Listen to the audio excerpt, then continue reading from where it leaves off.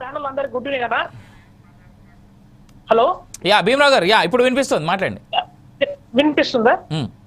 ఈ రోజు ఏదైతే మనకు కాంగ్రెస్ పార్టీ పైన కేసీఆర్ చేసినటువంటి విమర్శలు కానీ లేకపోతే ఇంక ఇతర పార్టీ బీజేపీ వెంకటరెడ్డి అన్న గారు మాట్లాడే మాటలు కానీ చూస్తే నిజంగానే ఇలా తెలంగాణ రాష్ట్ర ప్రజలు ఇప్పుడు నవ్వుతా ఉన్నారు. ఏంటి ఈ విషయం, ఈ విధంగా ఇంకా సంవత్సర కాలంలోనే ఈ విధంగా మాట్లాడుతున్నారు అంటే రాబోలు ఇంకేమి మాటలు మాట్లాడుతున్న విషయాన్ని అర్థమవుతుంది. ఇక్కడ ఏంటంటే 2014లో కేసీఆర్ చేతికి తెలంగాణ రాష్ట్రాన్ని అప్పచెప్తే ఇలా తెలంగాణ రాష్ట్రం 10 సంవత్సరాలలో ఏ రాష్ట్రం చేయనంత అప్పు చేసి సామాన్య ప్రజలకు అందాల్సినటువంటి డబుల్ బెడ్రూమ్ విషయంలో కానీ, దళితులకు చెప్పినటువంటి 3 ఎకరాల భూమి విషయంలో కానీ, తర్వాత దళితుని సీఎం చేస్తున్న విషయం కానీ మొదటి నుంచి అయినా మాటలన్నీ పూర్తిగా ఫెయిల్ అయిపోయిన తర్వాత 9 సంవత్సరాలు భరించిన తర్వాత కాంగ్రెస్ పార్టీకి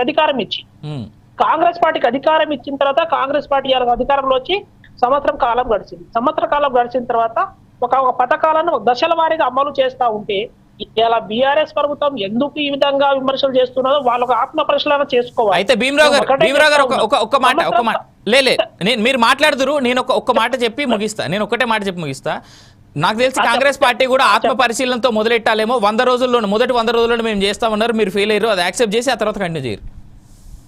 ఓకే, 100 రోజులలో చేయాల్సినటువంటి కార్యక్రమంలో అధికారులతో మొదటి రోజే మేము ప్రారంభించిన ఫ్రీ బస్సు, మహిళలకు ఫ్రీ బస్సు ప్రారంభించినాం.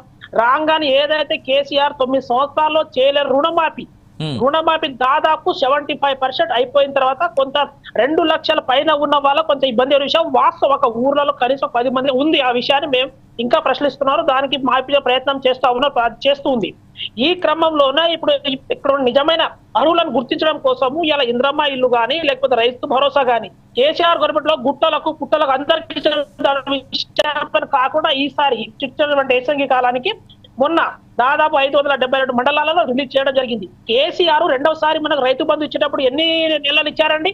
ఆ విషయం ఎవరికైనా చెప్తా ఉన్నారా? రాగానే ఇచ్చారని చెప్పి మేము ఒకటే ఉన్నాం. బీఆర్ఎస్ వారు ఇంత చిత్తశుద్ధి ఉంటే నేను కొడితే భీమరావు గారు, ఐ థింక్ భీమరావు గారు మ్యూట్ అయ్యారు. రైట్, భీమరావు గారు మీరు మ్యూట్లో ఉన్నారు.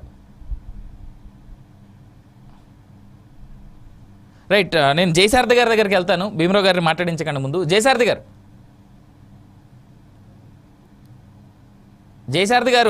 అన్ని పార్టీల నేతల యొక్క మాటలు మీరు విన్నారు.